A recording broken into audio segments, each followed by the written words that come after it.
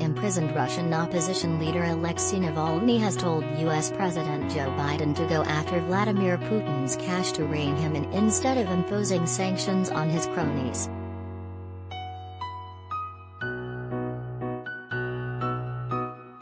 It's really simple.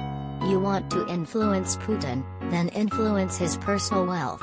It's right under your backside, Navalny wrote to Time from prison, where he is serving 2.5 years in a penal colony for parole violations related to a fraud case he claims was politically motivated.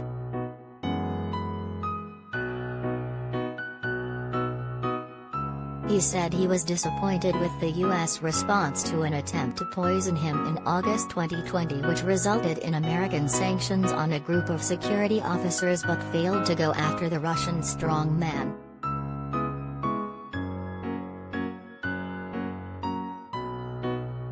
Navalny described the sanctioned security officers as agents of Putin's will and said Biden should go after Putin's own fortune and the badmen who keep it for him in Western banks.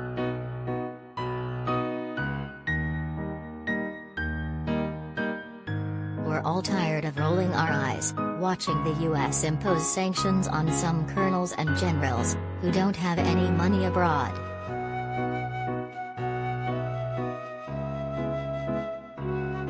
Navalny was flown to Germany for medical treatment in August 2020 after being poisoned in Siberia with what Western experts concluded was the military nerve agent Novichok.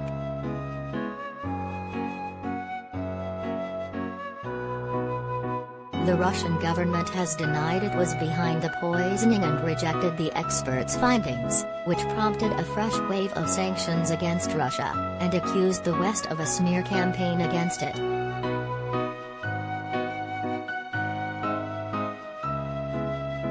Navalny's Anti-Corruption Foundation early last year asked the U.S. to sanction 35 senior Russian officials and oligarchs in response to the attempt to poison him.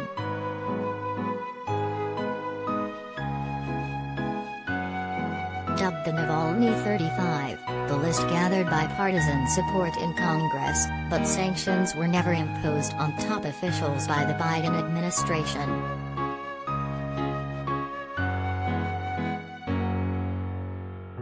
Biden instead imposed restrictions on lower-ranking officials and condemned both Navalny's imprisonment and a Moscow court's decision to outlawing his foundation by branding it extremist and a foreign agent.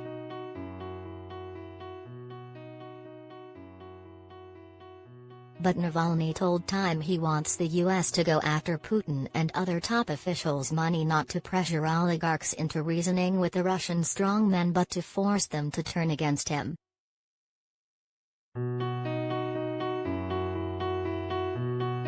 It comes 2 days after Navalny marked a year in prison on Monday after he was detained in a Moscow airport on his return to Russia from Germany on January 17 last year.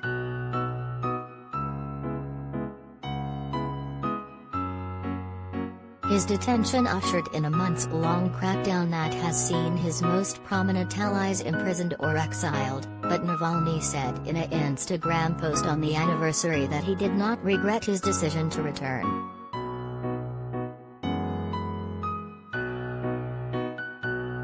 "I don't regret it for a second," Navalny wrote in a post on Instagram from a penal colony outside Moscow.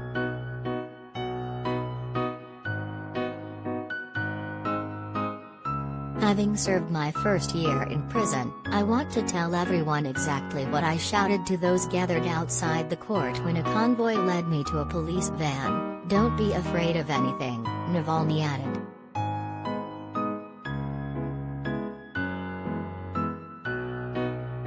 "This is our country and we have no other."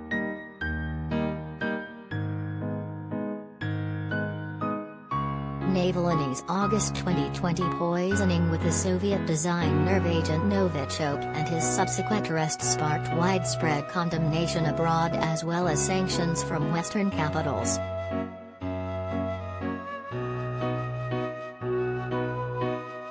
Moscow has refused to open a probe into the attempt on his life, claiming there is insufficient evidence to investigate and blaming Berlin for not cooperating.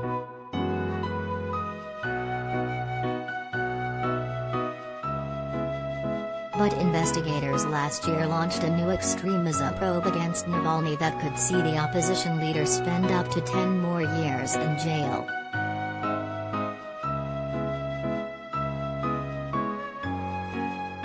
The European Parliament last year awarded Navalny the Sakharov Prize for Freedom of Thought after he was nominated, but passed over, for the Nobel Peace Prize.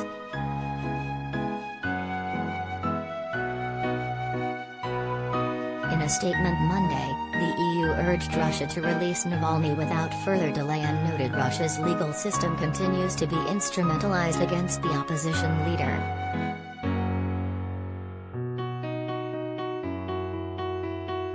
A court on Monday turned down one appeal Navalny had brought against authorities over his treatment in the penal colony and postponed another.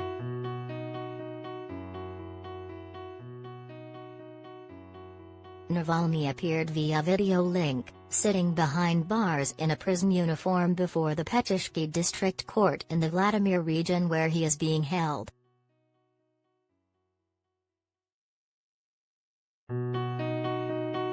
The cases heard on Monday concerned his prison salary and his designation as prone to extremism, which news agencies said the court would revisit in 3 months.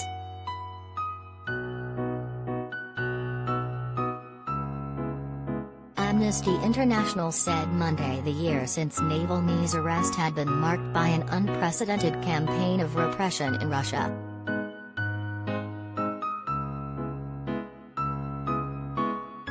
On the anniversary of his detention, Navalny and the political activists associated with him are in a living hell, said Marie Struthers, Amnesty's Eastern Europe and Central Asia director.